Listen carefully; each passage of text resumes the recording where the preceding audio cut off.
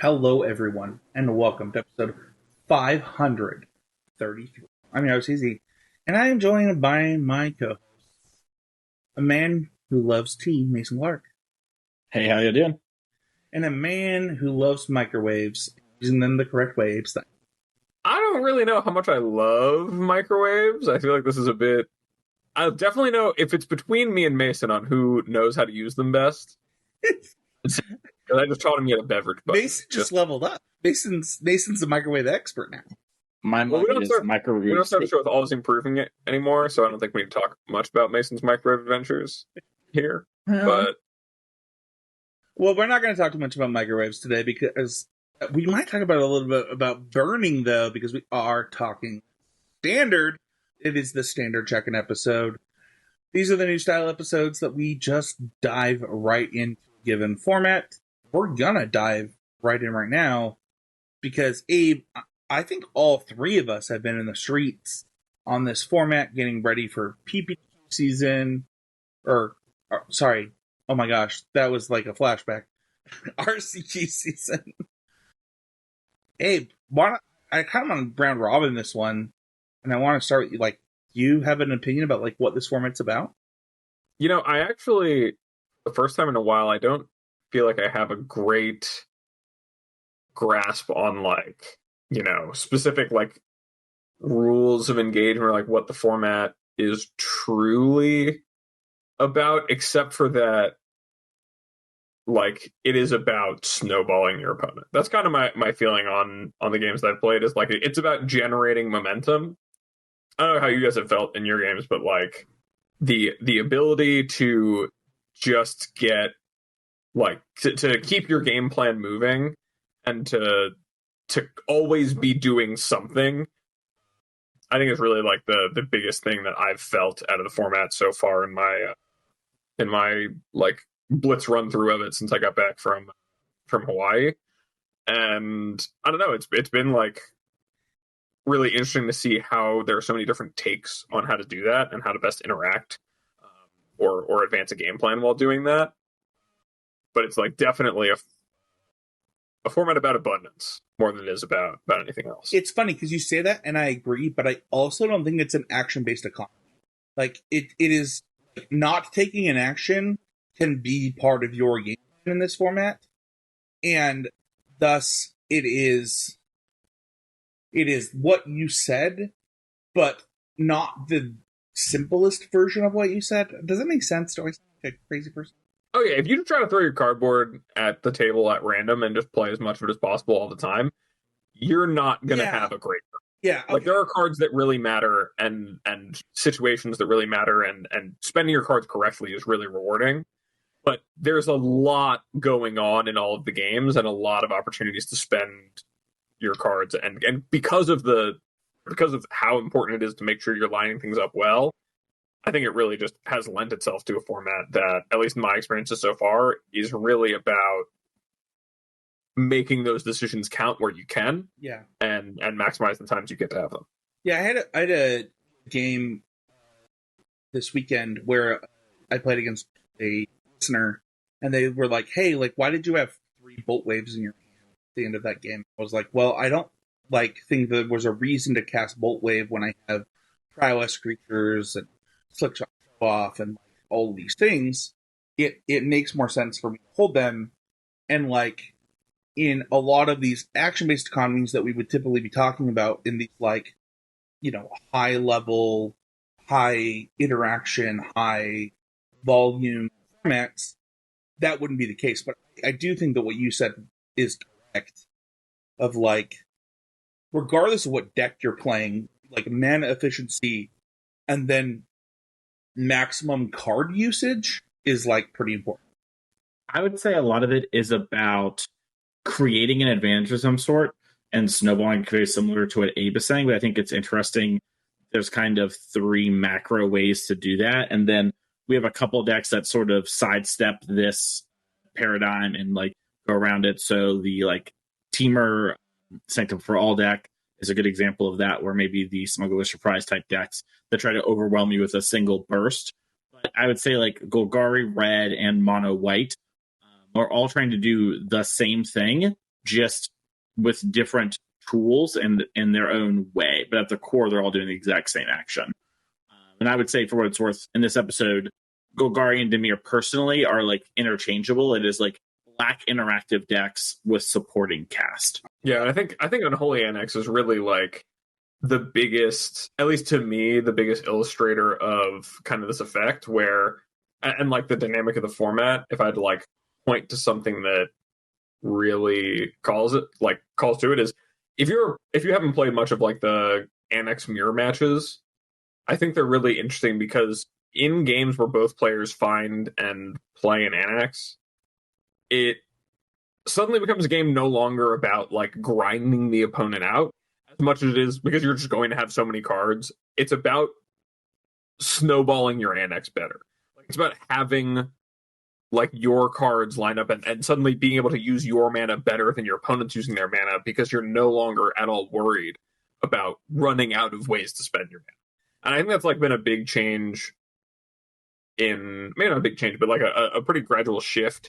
And what defines the standard format for me is with so many decks having access to cards like these, and so many ways to spend so much mana between your lands and, generate incremental card advantage, either between like mono white or decks like Annex or the Team Marauders deck, and like all the Up the Beanstalk decks do this too, of like, I'm netting enough cards to always have an option, but playing a game plan out from there is really the hard part. And kind of finding a way to overpower your opponent is the hard part, more so than like, I just like, because I had Elf into like Glisten, I drew 2 cards off of connecting with it twice, and then they answered it. Like, now I'm so far ahead. It's like, no, the whole picture really matters in a lot of these, and that's just kind of been. I do want to get into that type of draw, though. I don't know. I want to do this episode in buckets, because I think there are like buckets of archetypes that things aren't figured out. But I do think that what's funny is like a lot has been said about elves not being the best that they could be in standard. And I have not had the experience where elves is like bad. It's just like a thing you can do. But I want to talk about where we were at like a week and a half, where people were like, Mono Red, Gruul, Boros, they're broken, everything's busted, everything's wrong, and that's not how it played out. But I want to talk about that bucket, like that bucket of like red-based aggressive decks, whether it's lizards and mice, whether it's burn spells, whether it's like just mono red, get my stuff in. Where do you guys feel like these decks fit into the format where they were the best thing week 1, which often happens, but like have clearly not been the best thing that the people are prepared for? I'm still not convinced Mono Red isn't the best deck, and it's just very hard to play and has to adapt to kind of what's going on. Like, so I played like a team event this past weekend, and I played Golgari. But I did that because I kind of knew I needed to lock in my deck ahead of time, and I knew I wouldn't have much time to explore. And so I kind of just knew that I wanted to be exploring with, green creatures and map tokens. So, jokes aside there, I feel like red deck wins is like very good. And I'm going to be interested to see like, and if what it's worth, you are correct. Like day 1, a lot of people were freaking out about like burn decks or whatever, or red being very good. But like red decks do a good job of like, if you stumble, punishing. And as my decks have gotten more and more efficient, I have felt like it is still really hard for me to consistently keep up with the red decks and not have like a massive amount of my sideboard dedicated to them, if that makes sense. With the decks I've been playing, which I played a lot of Golgari, but I've also dabbled with other things since then. So I want to talk about like what you just said in the form of Boros, because I don't know if you guys have like looked at results from all the challenges and from Columbus and stuff, but like the Boros decks are vastly like 15 cards different from. And what that tells me is that Nason's right in that red aggressive decks are very, very good. They're still doing well despite being targeted, and nobody knows the answer. Yeah, I actually think the Naya decks are like the best version of the Boros decks, the ones that just play for Questing Druid. I don't know that I've seen those. That sounds really powerful. I was literally thinking about that while playing today. Yeah, the one of the co-owners of Apex Games in Caldwell lost his win for top 8 of the SCG. I can pull it up right now and send it to our thing and have it in the show notes. But yeah, his name is Teddy Boy on Twitter, and he played Boros Burn, where his deck is just all the good burn spells, all the good one drops, Slick Shot, Screaming Nemesis, 4 Questing Druid, and then his sideboard is just basically mono red with some rest in pieces, where it's just like, Nice. some Active Treason, some Witch Stalkers, that kind of stuff. I just think that like red, was week 1 Nemesis, now is mono attacked by everybody. And now we're like, okay, well what's the next evolution? Like, I think between Gruul, Mono Red, and Boros, they've all done well. Like, there's not like a version that hasn't done well. And it's about finding the right thing. Abe, do you have any thoughts? Yeah, I mean, I think that red, kind of just going on the like snowballing most important thing theory, is like red, unlike Golgari mid range or even like Dimir, it's like, okay, I have draws where I have my 1 drop and then draws where I don't. Like, red is a deck that just has draws that are putting the opponent to the test of whether or not their deck is going to function fast enough or not, is going to stumble or not, and gets to play 21 untapped lands, all of which produce its colors, and cast all of its spells in the early game. And all of them are like reasonably on rate if you're just trying to end the game quickly. And I think there's something really to be said for that, like, as being, especially in a time where people are really still figuring out what they can and can't get away with, and how to position their mid-range decks to maybe like beat red but not get eaten up by mono white, or there's a lot of different areas in the format, a lot of diversity in the format to be concerned with, that like Mason's saying, it's hard for that not to feel like one of the best things you can do out of the box. And one of the hardest things to beat, like all of these ways that it's like people are targeting red decks don't fit necessarily the breadth of the red decks. If you're trying to beat the red decks by having a bunch of a bunch of cheap removal, and their deck has a bunch of Boros Charms in it, and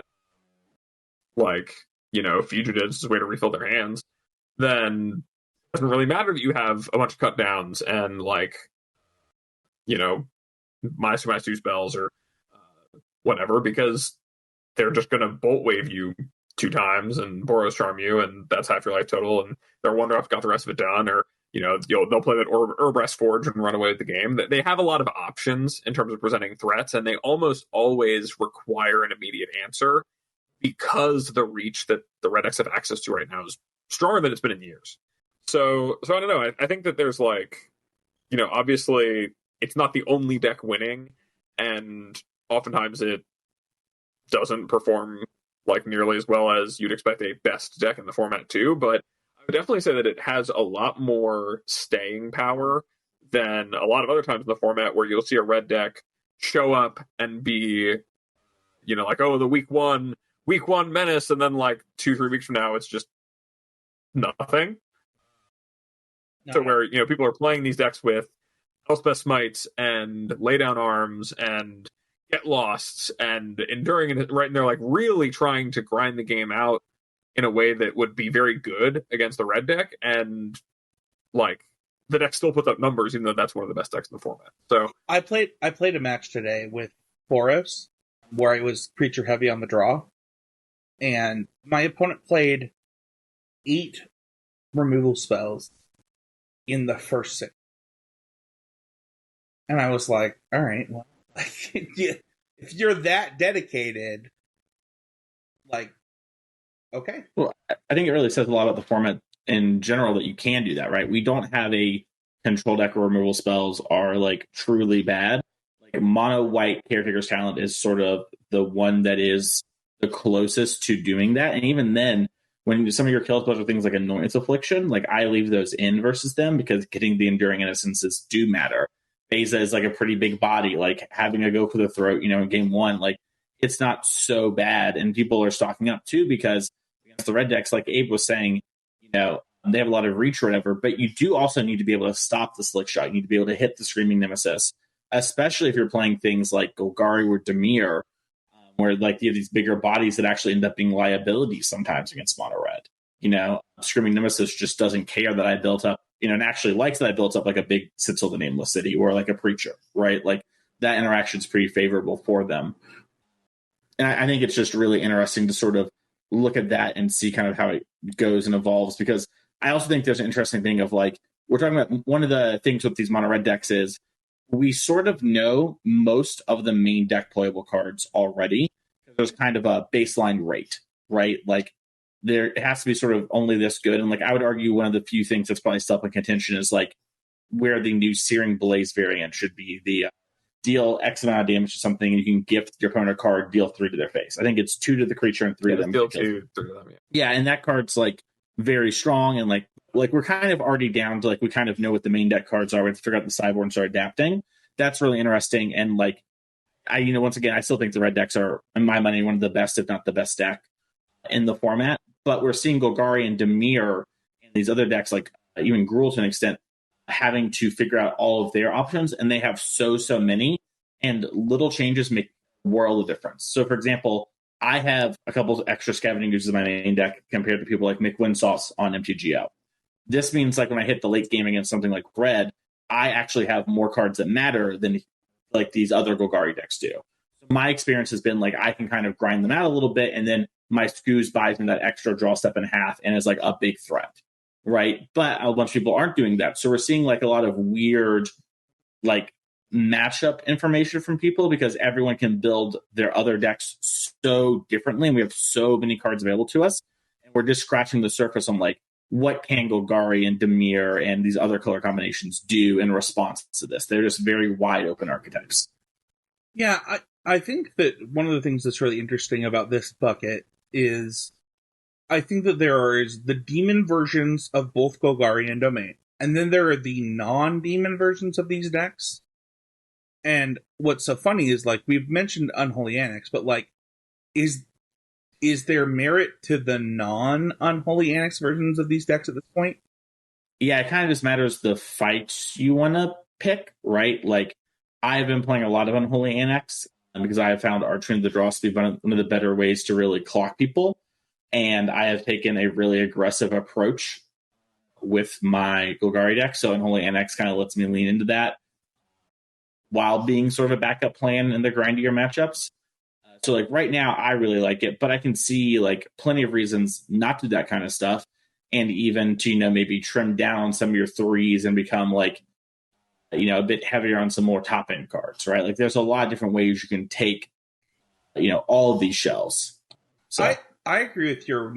I think that Archfiend is like actually a good way to be a deck that has a lot of burn spells, as it like either forces them to use more burn spells on it, or like they can die really quickly to this. And I think this is something we learned in like Desecration Demon Standard in a lot of ways. I think you're totally right in that like Archfiend is pretty uniquely just huge and good at killing the opponent, and also is a demon that works well with Annex. So I think it's really hard to get away from wanting that in the current environment. And like a 4-mana 6/6 flyer just does end games. I think we saw that. That was like my biggest takeaway from Worlds. Really was like watching in a lot of these spots where my inclination was to be a little bit more defensive, but just watching like so many of these mid-range mirrors be decided by who was able to find the point where they could start attacking best and leverage it. Like Javier like made so many attacks that I wouldn't make, and then when I went back and like paused and thought about it and like watched how the game played out, like sure, could he have held back and he was far enough ahead? Yes, but the attack was better and holding back, and it closed off more angles for his opponent by doing that. And so I think that like if the format's about snowballing and about resource abundance, it's a pretty good way to break through that. And also like you were saying, Spencer, it's a good way to prevent your opponent from hitting their right. They get you like 7 and then they draw enough burn to kill you, or like finding their way back into a game because you failed to close it, rather than really once it's working in conjunction with your card advantage, to actually give you a little bit of life and a little bit of cushion and put a little bit more squeeze in your opponent. Like it just kills people in 3 hits pretty often. I'm just gonna go like super booming here and talk about like the original Jund Broodmate Dragon, Bloodbright Elf, Putrid Leech deck. Because if there's anything that we learned from that deck, it's that like being the aggressive version of a mid-range deck, if you can still beat aggro, that deck was not good against that mono red deck, but like it was good against the Boros deck, it was good against like a lot of other things. It helps you because you get to continue to be the beatdown against decks like on our next bucket, the Domain and the mono white deck. Right? And like to me, the reason that I like the demons in this format, and the reason that I like demons plus Glissa specifically, I'll be really honest about which version of these mid-range decks I really like, is that it's really hard that when all of your threats are must answers. Like, it's there, like, you can have, like, we just talked about a game where my opponent had 8 2-mana kill spells. Like, okay, good for you. Like, I'm gonna keep drawing cards. Like, this is gonna keep happening. And I think that, like, it's interesting because I think that Domain and Mono White are doing well right now, but I don't have a lot of faith in them. Like, Domain specifically is actually doing pretty well if you look at the events that I posted in our show notes. I don't know that, like, Zur plus the Overlords is enough to combat, like, the aggressiveness of the demon aggro mid-range decks and the burn decks. I don't know if you guys have thoughts on that. I think if you're playing a lot of Domain, it's because you think that the red decks probably aren't as good as we're saying. So it makes a lot of sense with what we've talked about is tracking with your thoughts, because you're playing Domain to beat up on the other decks, not the aggro decks, right? Yeah. And like there are things that these decks can do to help with some of this. Like playing a lot of Temporary Lockdown can help. We haven't seen it yet, but like a theoretical thing they can do is go back to playing the Virtue of Persistence and having Locthwain's Humility, I believe. It's the adventure side of it where it's -3/-3, gain 2 life. Having that as like spot removal and getting some life. They can do little things like that. What we're currently seeing is sort of a kind of a pioneer version of the deck, where it's just like a bunch of Zurs, a bunch of Overlords, and kill spells and calling it a day. And this is not good enough against mono red unless you can get to the spot where you set up your green Overlord like on turn 3, and then turn 5 turn 4, you go play Zur, activate, attack. And if you're on an empty board, there's just no chance they could win. That is such a huge swing. But it is hard to get to those spots. I completely agree. Like, this would be like a total Spencer deck, right? Like the total thing that I would be into. And I don't see its position. And I am a bigger believer in Karatego's Talon than most. I think the card is really, really, really strong. It's really good against the decks that I like, like ramp decks or stuff, but like, I don't know. Abe, you have any thoughts? I mean, I think that if you're talking about like Domain and White and kind of the same chunk of like decks are supposed to like eat mid-range, I think I actually like White as a better answer to the mid-range decks than I like Domain. Just because I think that the things that Domain is doing, especially the Zur-centric build to Domain, are really weak to a lot of the things that the mid-range decks are doing to fight each other. Like being all in on all in, but being really invested in Xur as a card to like kind of drive the engine and be like this really strong standalone threat. Like if you have Xur draws in game ones and your opponent is playing like 7 2-mana answers to creatures that cost 3 or less, like, and Glissa, like if you don't have an answer to that Glissa and they have like a Llanowar Elf, which I think is probably the card that is worth talking about the most, we've talked about the least this episode already, is like Llanowar Elf in the mid-range decks right now, and especially in Golgari, feels like it's a card that's there to allow Golgari to get under the big decks rather than being a card that's allowing it to like keep up with the small decks, which in turn kind of leads to, you know, the way that it's able to, the Golgari deck specifically, but you know, in the same vein that like Dimir is able to have its kind of small ball interactive games, like the things it's fighting over has a lot of tools to fight over what Domain is doing right now, I think. Right, spending 3 mana to not impact the board on turn 3 is not going to be a good play against, you know, a Llanowar Elf draw, or against, you know, a turn 2 Mosswood Dread Knight and a turn 3 Annex that is backed up by a turn 4 Archfiend. Like, you're going to be too far on the back foot most of the time if that's kind of your plan. Whereas Mono White, I think, has a really strong benefit of being a deck that is all cards that blank those removal spells.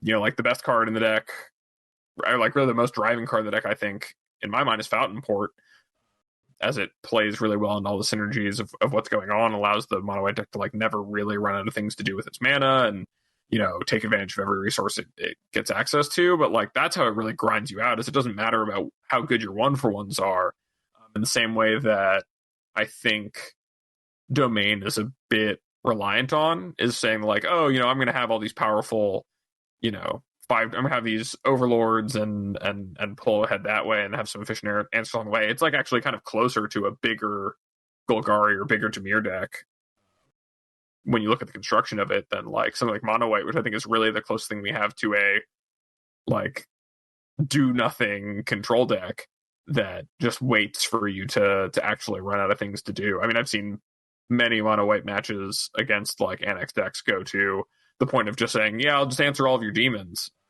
and then you'll die to this Annex. It doesn't matter how many cards you throw at me, I'll never run out of ways to trump them. So I don't know. I think it's definitely like hard to say what the mid-range edge of the format is really about, because it doesn't feel like necessarily there's like a traditional control deck in any way. I think we have a lot more of like the faster, you know, the fast red deck, or, you know, like reanimator decks, things that are really seeking to go over the top or go under in extreme ways, and, you know, don't really have the presence of some sort of, you know, traditional control deck.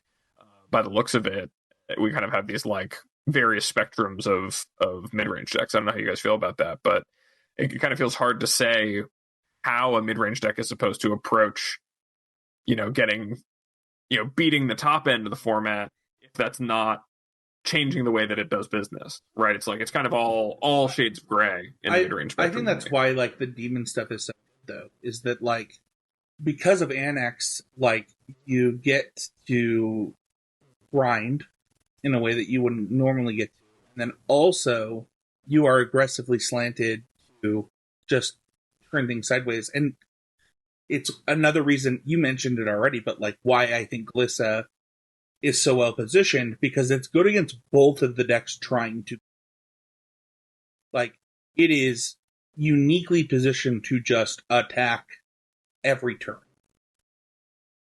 And that's crazy because it is also good against decks that would go over it in other ways other than control, because you can't attack into Glissa. So, you know, it is very uniquely positioned to like make the format, in all honesty, about it, depending on where it sits against the red deck. Should we talk about the combo deck? I think that people don't even realize that this deck is real. I think it's, you know, it's really good. So, is it Temur Otters? What do we call this? I'm pretty sure it's just Temur Otters, like the Sanctum Vault deck, as soon as what you're referring to. Yeah. I think it's just Team Marauders. I don't know. Like, I think Goldfish has this Flood Color combo, That's what I put in the thing, but like, you know, but I've played against this deck so many times. Like people, I was playing a league with Mono White last night, and I queued into it 3 times, and I won game 1 of all of my matches, and then on the third time, after losing both games 2 and 3 the other 2, I was like, I don't want to do this for another half hour, and just conceded. It's like, so the deck is very, very interesting to play against. So how do the games play out, Abe? Teamer just kind of said, like, it spends a lot of time setting up. Yeah. By way of, like, assembling kind of excess advantage. And there's a guide that was recently made free by Ryan, who played the deck at Worlds.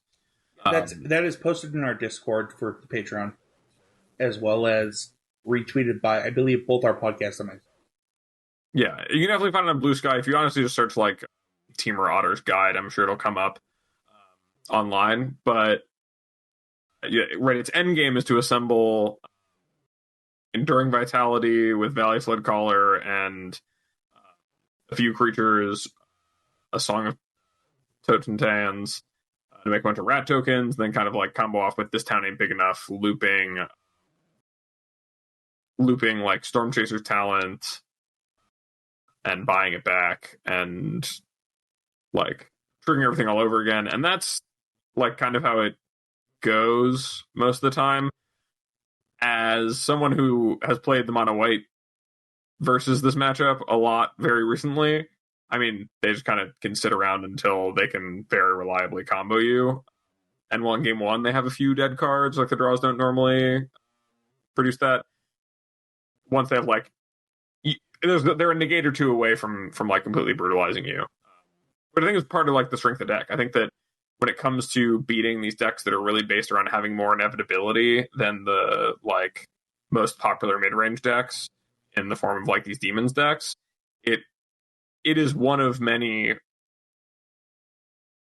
mean, not many, but definitely one of a few strong options for being able to like juke all of that and make it so you have inevitability over a deck that is better at amassing resources than you, which I think is pretty unique. Like, the Reanimator decks don't really do that well against the Mono White removal spells for that reason, but this deck is able to kind of be an unfair presence in the format that has a lot of tools to beat a lot. I don't know if you have any like opinions about it, Mason. I know that like this deck is not necessarily a new quantity coming into Foundations and didn't really pick up a ton, but that doesn't mean that, you know, it's not playing a strong role. Yeah, I mean, I haven't heard exactly from Sanctum why they wanted to play this deck at Worlds, but a feeling I got from both Sanctum and Handshake from sort of seeing them talk about the event and what they prepared for, it sounds like they all felt like the white decks were stronger in Standard than they turned out to be. And this is pre-Foundations, of course. And so it seems like that is part of why Javier's team ended up on like the Demon plus Jace. I haven't actually had a chance to listen to his podcast post-winning Worlds or whatever to hear it. But just from like kind of reading between the lines and what he was talking about, like not feeling great about how the metagame shaked up, it seemed to be that sort of way, especially like when you think about that matchup. It's so strong. And I feel similar about the Flood Caller deck, where I think, you know, like you're saying, if you're not being proactive about finishing things, this deck's going to beat you. So if you're playing, you know, Mono White, the domain deck we talked about, the ramp deck, so you don't have like your fastest draws, you don't have the tools to really pick apart this deck, and it's a classic, you know, combo deck versus another deck that's trying to go over the top, right? Like typically combo decks beat up on these uninteractive decks because they just let them, you know, curve out unimpeded. And they really struggle more with things like the Golgari or the Dimir matchups. That is going to do it for like the buckets. Is there things that you guys think have potential that we haven't talked about? I mean, the format's wide open. It's one of the things about like these early check-ins is like we're on what, week 8 days since Foundation's been. At least 2 weeks, right? No, Foundations hit Arena last week. Oh, on Tuesday. It's actually 8 days. It's been 7 days. Yeah. It just hasn't been very long, right? Like this is all very new, and it's just too soon to know really anything. That's why I feel like Magic iterates very rapidly, but also then there hits an inertia wall where players will just copy that until there's some big incentive. And we are at the start of RCQ season for Standard. So, there is some amount of pressure in that regard. But I think the pressure really is to find something that's solid and then run with that, right? And as we get closer to the first GP coming back in January of next year, then I think we're going to see some rapid innovation with Standard very quickly. And I think it's going to catch a lot of people off guard if you're not putting in the time now to really learn what matters. Because over the holidays, the grinders are going to figure something out, and then you're going to come back and be like, okay, I'm ready to play, my Golgari deck from December 15th or whatever, and the format has passed it by in the day 2 metagame, No way to know for sure, but that's typically how these things go. And it's so early. I mean, like, every deck we talked about, I think, could have big innovations, except for red. Like, a pure red deck, I feel like I kind of know most of the cards that are great in the main deck. But, even in regards to that, like we talked about, the Naya deck could have some huge innovations, right? The Gruul deck, we could foresee a return to the Leyline build. So I just think Standard has a huge injection of cards from Foundations. I know, Ava, I didn't get to be on the set review, but there were 600 cards, and I could have easily made multiple, choose for each category, especially the hits. So there's just a lot to explore and a lot to see how it's going to play out over the next couple of weeks.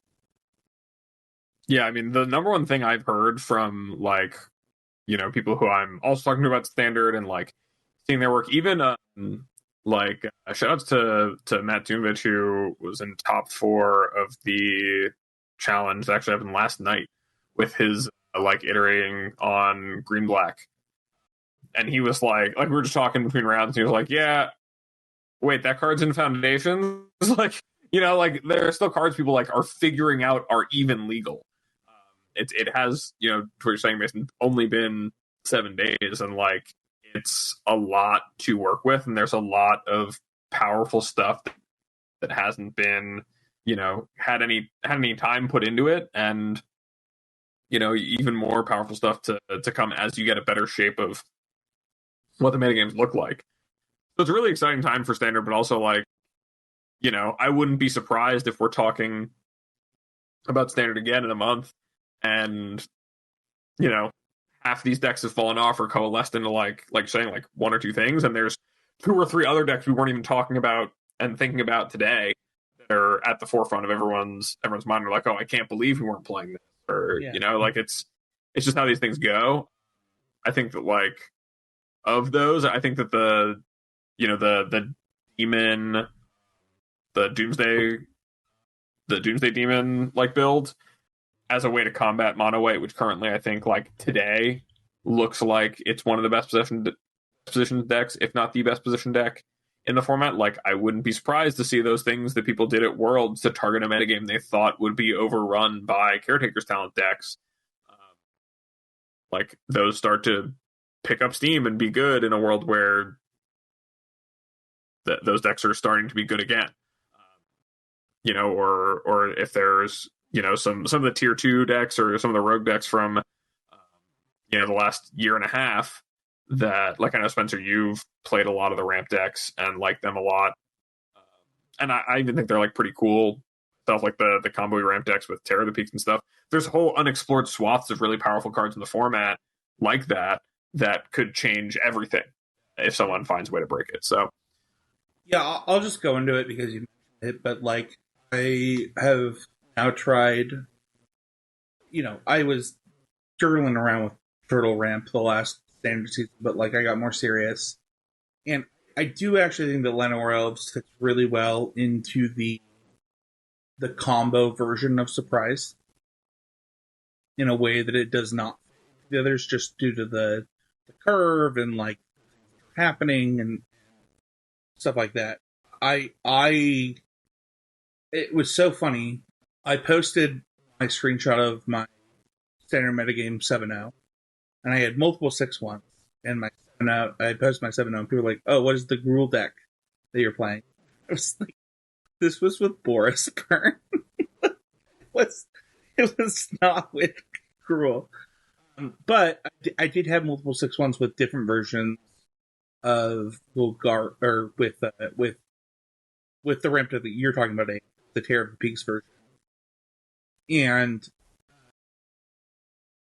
yeah, like it's really, really, really bad against mono white.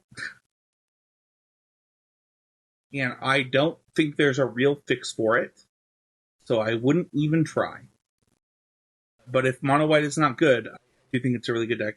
The other one that I don't have any experience with that I think has potential is actually blue black control, though. I've said this a lot over the last year, but like between the removal suite, the counter suite, just Jace as a card, which I think is like really, really strong. I think the blue black control is like crazy good. I think it's so good, and just needs somebody to like love and dedicate their time to it, because it beats all of the domain stuff that we talked about, the mono white stuff we talked about. I believe it beats the mid range stuff, and I believe it has the sauce to beat the aggro stuff. Like that's the deck that like if a control deck was going to come out, this is the one that I think like traditional control would happen. Like it's just got everything. I think the one thing that's really missing for controllers right now is like card advantage. I think Memory Deluge was doing a lot for the reactive decks of the last, like 2 or 3 years. But that's like a really hard thing to replace. Like a card like Memory Deluge does not come around often, where you are getting like strong rate, like regular card draw, and then getting paid off for leaving up all your mana on turn 7 by just like completely burying the game. And well, I do think that like what you're saying is true. Like there are the tools there. I think it's without like with the best card draw coming from things like Annex. Like do you have something in mind as far as like what the best way to like keep up with that is? Maybe I'll put in some work on this, like just to see if I'm like crazy. But like it, as far as like answers, unquestionable, they're there. Like I think you might just want to play blue black mid range. Honestly, right. I know you're talking about being all glissapilled, but like I think just talking about a deck that seems like it plays a really strong suite of blue black interaction, and then like in this case, getting its card advantage from I am glissapilled, but like you can convince me. Like, just have you played Enduring Curiosity? I have. That card's all of it. I have played every standard deck we've talked about, except for the Flood card. Just afraid of playing the Otter deck after all these years of talking about otters. No, I'm gonna play it. Let's there's no fear. We'll see it on Constructed Clash, huh? Ooh, probably actually, yes. Abe, what would you play and why? As of right now, I think that I would play Golgari, not because I think that it wouldn't be better to play something like Teamer, as I think Mono White is going to slowly rise in stock for the next couple of weeks, but because I have really enjoyed it, and because I like with not having a ton of reps like with much else and with enough of the format, I'm really like I don't want to swim too far out from what I know. And as far as if I was going to like take it to an RCQ, I would feel the most comfortable piloting the like Golgari games the best. But I think in a week or two of like playing more catch up, I could see myself really wanting to try out blue black and play that a bit more, or even becoming a Teamer or not Teamer player, because I think mono red will hang in there enough that I don't want to do it, but playing kind of those ends of the spectrum of trying to just end the game. I'd probably play Golgari. It is pretty medium against everything, but I think you can build your deck to beat what you want to beat. And yeah, I mean, I think if I had to win an event, for sure, I would play mono red. It feels like I'm playing a Pioneer deck in Standard, or at least that's how I feel playing against it. Not to say it's like unbeatable, it's just so mana efficient in all the spots, and their cards are all really good. But Golgari is something where I feel like I can consistently put myself in top eights, which is like sort of what I do for RCQs. So I just try to put myself there because I think if you hit top eight, any deck can win 3 matches of Magic in a row. It's not that hard. So I just want to put myself in a position to win 3 matches of Magic. And I also just think I didn't talk much during the Elf section. We kind of just got past it. I didn't want to slow us down, but I'm of the belief Llanowar Elf is the strongest card on like rate in Standard, I guess is maybe the best way to say it. And you will pry it from my cold dead hands once you prove to me that Elf isn't playable. And like, you know, since our podcast went live, I got messaged like I believe it was a Utah deck list that cut Elf from Green Black. And it was, you know, playing like 27 lands, a bunch of Stalker Stones, a bunch of Duresses and stuff. And like, that's cool. And I think that's like a totally viable way to play like Golgari. But I just think Elf, you mentioned how Elf is going to get us under the things that go over us. I also think it just helps you get free wins, which your mid-range deck doesn't normally get. And I can side out my Elves, and I do it a lot when I play. So it's just not even that big a deal. I'd rather have the chance to be like on the play and go like force Elf go, and my opponent have like something that doesn't matter or a tap land, you know, and then I slam a 3, slam a 4, or slam a 3, slam a 3, you know, like those kind of draws take over the game so quickly. So big Golgari fan. Yeah, I completely agree. If the format is about, and I think we didn't talk about Elf enough in this episode, but like if the format is about snowballing people, that's why you play Elf, right? If the format is, if a defining part of the format is like, oh well, you know, here's my Glisser, my Annex before you get to do anything with your stuff, like being a mana ahead is huge. Doing that on turn 2 on the play, or even like if not having to spend like a removal spell on your Elf, they didn't spend that mana on developing their board, and if you just follow up the turn 3 Glissa anyway, maybe they don't have another removal spell for that. Mm-hmm. Like there's a lot of intangible value that Elf has, and either it's, you know, stealing the play or keeping pace with your opponent's Elf, or like doubling down on the play and just getting a whole turn ahead.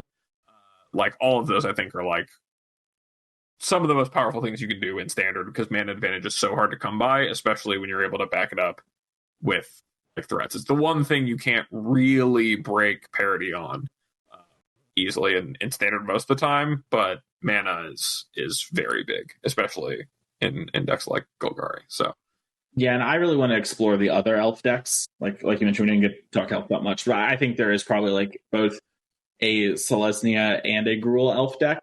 My big issue with the Selesnya deck is that a lot of the better cards, I would say, are white, and that isn't super conducive with the mana I think we have for the Elf. But like Gruul in particular, and staying away from the Green Overlord, which I love and think is very strong, but taking a more proactive stance and then using cards like a Braid and Scorching Dragonfire, or maybe Lightning Strike, and just curving out Gruul, kind of, you know, beat downy, but the ability to play a grindy game with some of the cards you have in Standard, I think looks pretty strong. And I played against somebody who was kind of doing that this past weekend, except they had a few more ramp cards than I would personally have played. And I think had they this, for example, played like a 3/3 instead of the Overlord on turn 2 in multiple of our games, I'd have been like, I'm dead. You know, just like Screaming Nemesis is the new Overlord. Yeah, I mean, Screaming Nemesis is one of the ones I'm thinking about where it's just like, if you just put that in play on turn 2 and start hitting your opponents, like, it is very strong, and it's like a very powerful top deck.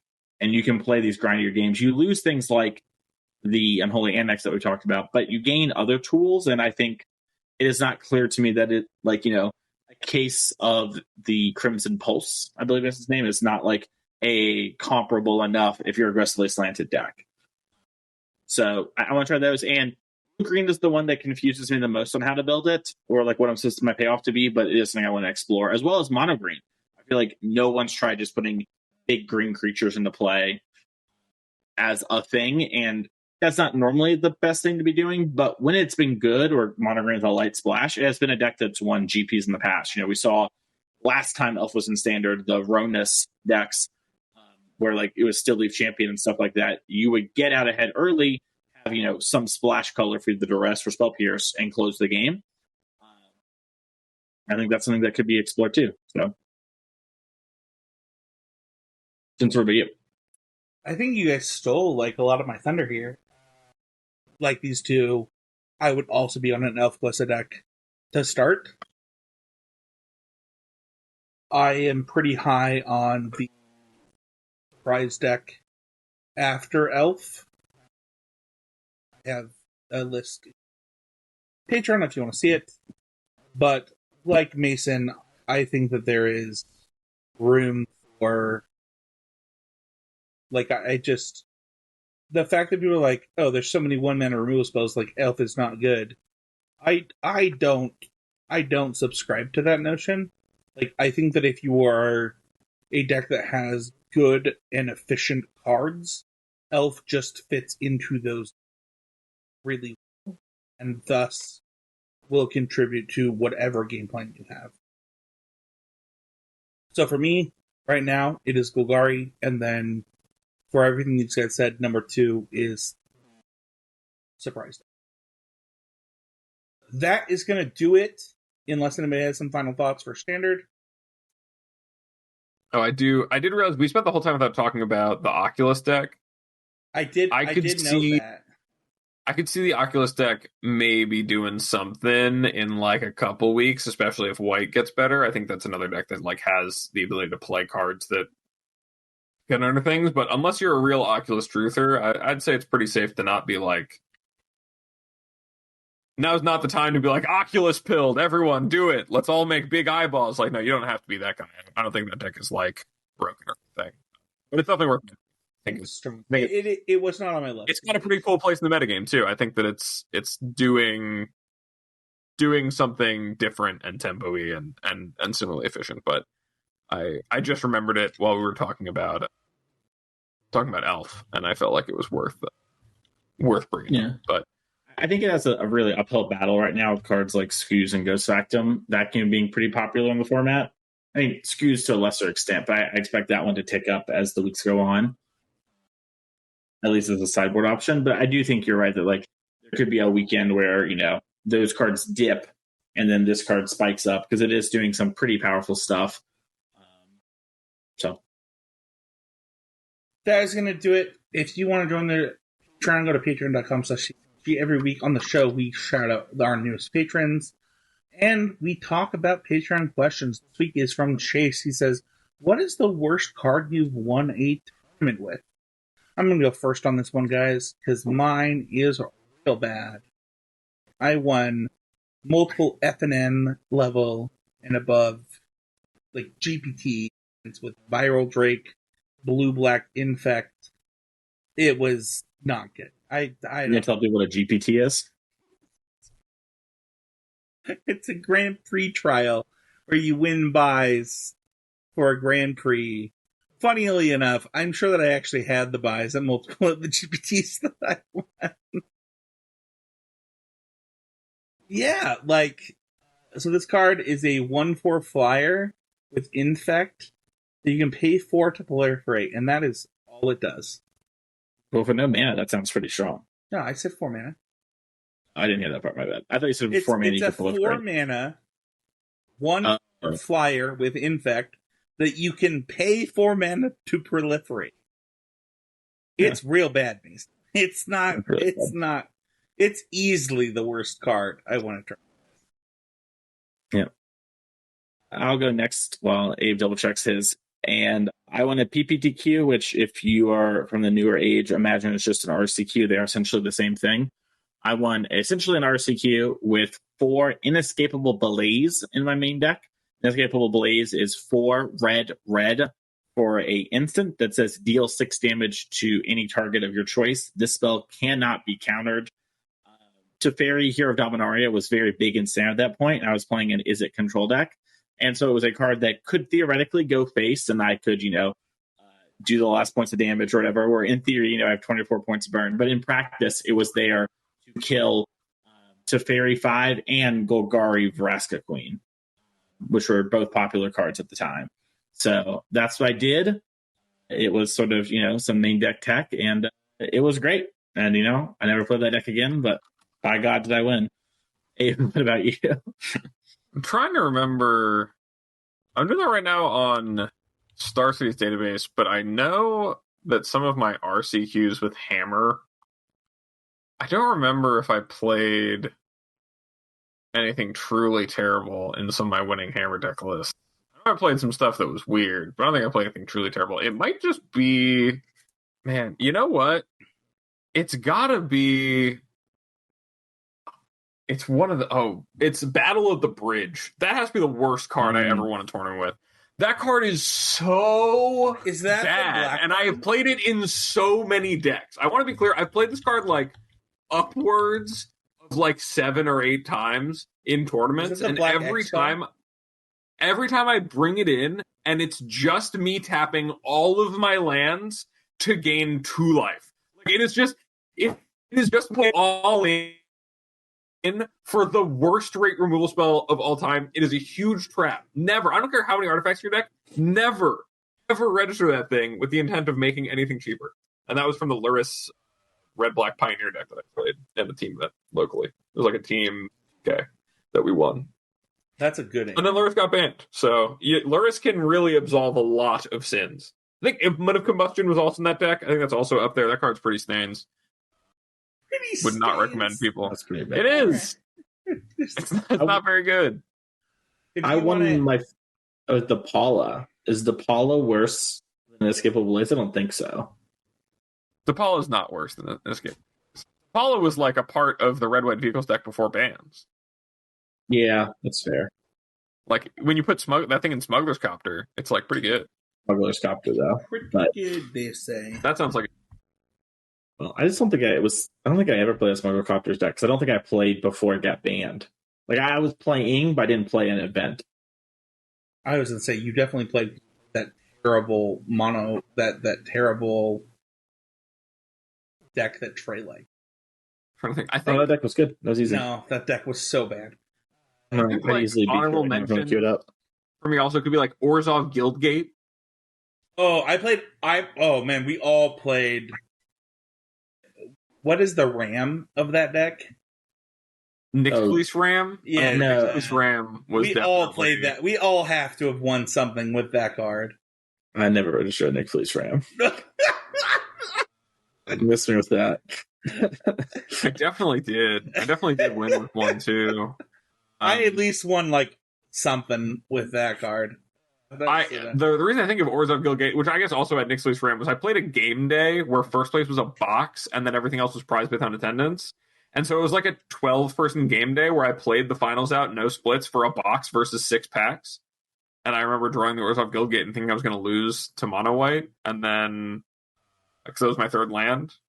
And then I drew Swamp on my 3rd turn and played Drowned in Sorrow and won the game. If you want to check out our sponsor code at untap.gg, check the link in the show notes.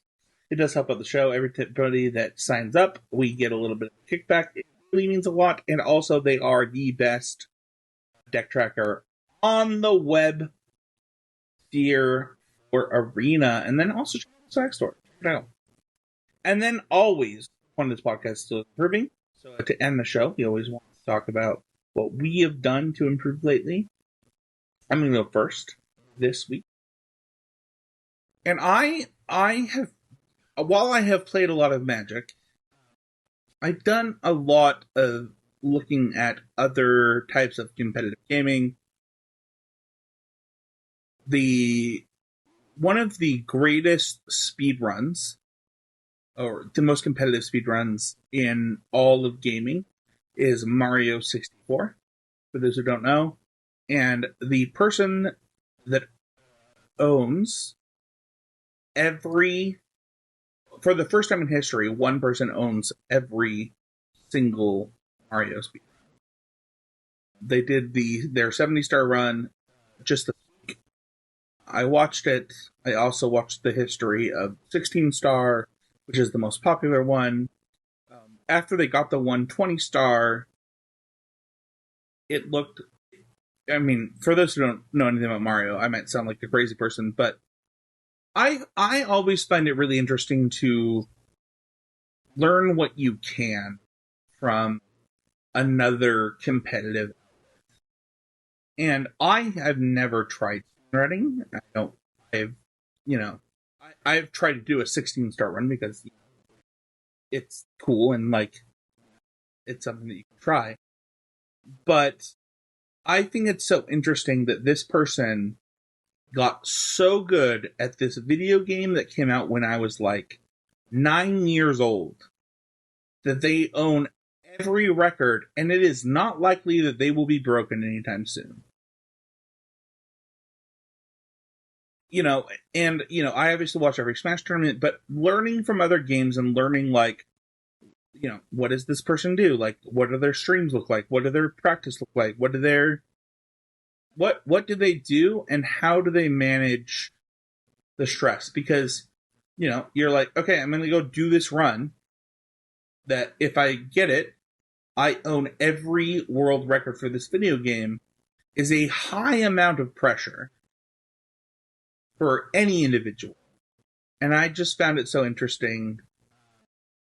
And I would encourage others to go outside of Magic to learn from others how they deal with stress and how they deal with hardship, and just take every opportunity to just improve as a gamer in any way you can. Yeah, there's a few things I can talk about here, but I kind of talked about it a bit during the main talk. But one thing I've really been reflecting on since Worlds, and I think it goes all the way back to, I forget that this was something that I remember reading, like, it was one of three players who I remember saying this. It was either Raph Levy, Martin Yuza, or G. Mauschwitz. So one of those boomers are way better than I'll ever be.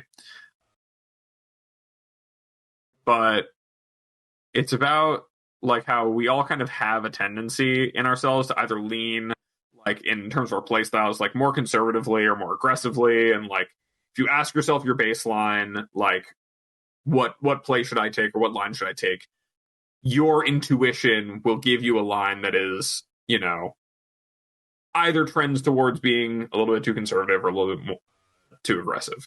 Like, the odds of you being someone who just intuits it perfectly every time in every situation are just really low. And everyone has this kind of tendency within them. And I've really realized, especially after kind of having this moment of watching Worlds and seeing how aggressive the lines being taken in these kind of grindier mid-range matchups were, and how combat was being used as a method to press advantage, even though they were winning in terms of inevitability, and they didn't necessarily need to press advantage, but they could, and they did.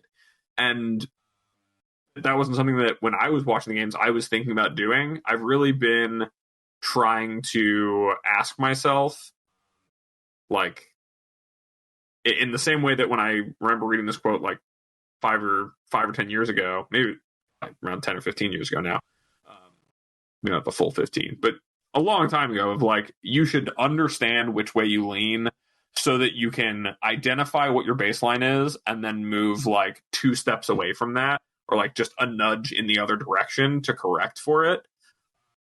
And trying to approach things actively with a more aggressive mindset of like, okay, can I, like, the first thing I'm doing, instead of looking at the big picture of the game and where things are flowing towards and like whose advantage is, like, can I attack here? Like, sure, maybe I'm advantaged in the long run, but is now the turn that I'm able to start leveraging that.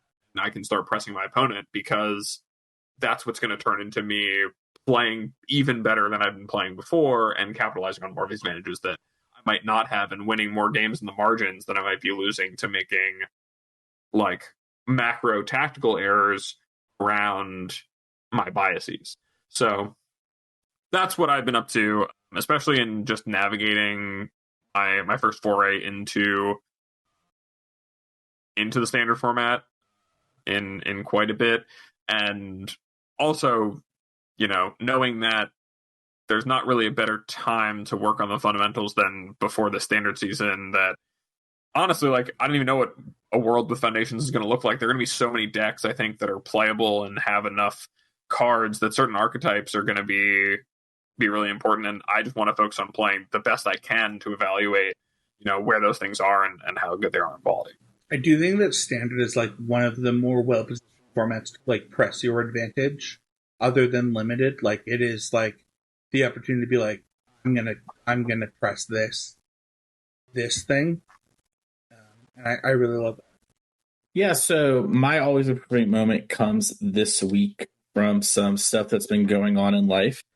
So I was gone for, 2 podcast episodes because my mother had to have surgery, specifically a hysterectomy, to get some cancer removed. And then if you've never had someone in your family got a hysterectomy, you can't really get around super easily. You kind of need to have someone there with you for the week following that. And that's where I was. I wanted to focus on being able to help her. And then the day that I was basically allowed to leave and, no longer have to help take care of her, we found out she has stage 4 cancer. And my most improving moment kind of comes from thinking about, like, at the end, there's only so much you can do, whatever, and you're going to, like, remember the good things in your life and kind of the happier moments. And you're not going to, regret taking a little bit of time to do something that you wanted to do, right? Like, Abe's going to remember his trip to Hawaii probably, for like a long time to come. And so I've been trying to just do more things that make me happy and work a little less. So like today I had basically planned to not work for the most part, just with how it came up with scheduling, but I decided to just sort of make it fully a day where I got to sort of relax and not have to stress and worry about stuff. So that is where my always improving moment comes in, and I would implore you all to spend some more time enjoying the moments and the things and the people around you, and cherish that time. So I just want to say that I love you, and I love that you're taking a moment because stuff sucks. But I hope that you know that Abe and I, we love you. Thank you.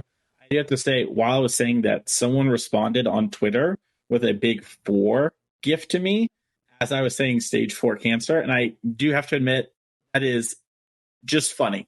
That's just funny. It's just on my other screen, there's this big like 4 with flashing lights flashing. I just have to say, objectively, that's funny. So, but yeah. I was going to say something funny then Mason said something funnier, so I'm just gonna let it go.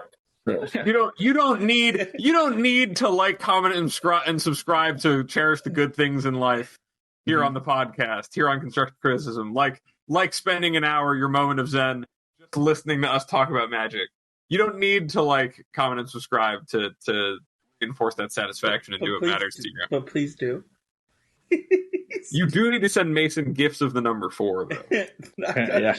Apparently. Don't do it. He's gonna get so many. You can join the Patreon Discord by going to patreon.com/ccmg, become a patron of $5 or more, or you can just join the public Discord. We talk a lot of limited there right now, and it's appreciated. Also, just leave a comment on YouTube. Our YouTube community is greatly appreciated. It helps the show out more than anything. Also, Spotify has comments now, so if you're listening on there, it helps out a lot.